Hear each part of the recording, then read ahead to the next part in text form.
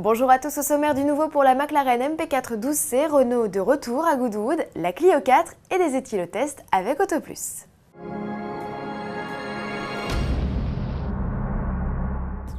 Ce n'est un secret pour personne, à compter du 1er juillet, les éthylotests seront obligatoires dans les voitures, chimiques ou électroniques, à vous de choisir. Autoplus vous propose d'ores et déjà d'être en règle. La rédaction greffe aux journaux, en kiosque du 11 au 24 juin, 2 ballons pour seulement 1 € de plus. Des alcotests dont il faut prendre soin. La responsable de la rubrique juridique d'Autoplus vous livre ses conseils pour éviter les mauvaises surprises. Pour qu'il soit déclaré aux normes, l'éthylotest, il doit impérativement avoir le logo NF. Et il faudra également vérifier surtout la date de péremption, qui est de 2 ans, sous peine qu'il y ait des défauts de mesure, ou alors que vous serez passible d'une amende donc de 11 €. On conserve le ballon en général dans la boîte à gants, c'est la solution évidemment idéale et c'est le premier réflexe. En revanche, si l'été il fait trop chaud, on ne peut pas exposer le ballon à plus de 40 degrés, sous peine, là encore, de fausser la mesure. Donc l'idéal, c'est de l'avoir sur vous. Pour les dames, dans le sac à main. Pour les messieurs, il faudra trouver une astuce. Apprenez à utiliser un alcotest en consultant la vidéo disponible sur Autoplus. Et à l'affiche, dans votre journal cette semaine, une enquête sur les prix des carburants, des indiscrétions sur la nouvelle Dacia Logan et des photos inédites de la Clio 4, des clichés à retrouver en kiosque et via l'application Autoplus sur iPad. Toujours à propos de Renault, le constructeur confirme sa présence au célèbre festival de la vitesse de Goodwood en Angleterre.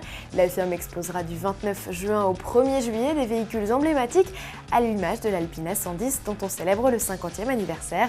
À cette occasion d'ailleurs, Renault fera rouler le concept hommage à 110-50 révélé lors du Grand Prix de Monaco fin mai. Renault Maxi 5 Turbo et Formule 1 tiendront également la vedette aux mains de pilotes de renom. La firme annonce la présence entre autres de Jean Ragnotti et d'Alain Prost. De la Formule 1, il y en avait le week-end dernier au Canada, et si Sébastien Vettel au volant de sa Red Bull a signé la pole position, c'est finalement Lewis Hamilton qui empoche la victoire.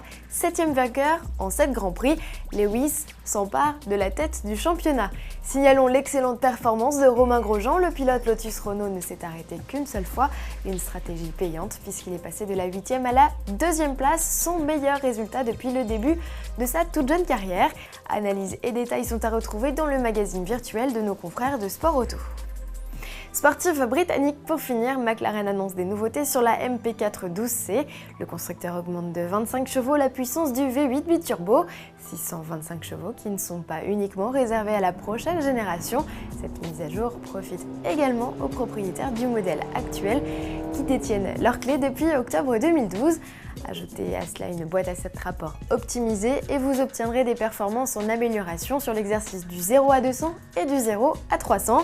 Enfin, McLaren propose désormais de paramétrer le bruit du moteur selon 3 profils de conduite, normal, sport et piste, de quoi optimiser le plaisir de conduite, une nouveauté dont profiteront aussi les actuels propriétaires du modèle. À demain.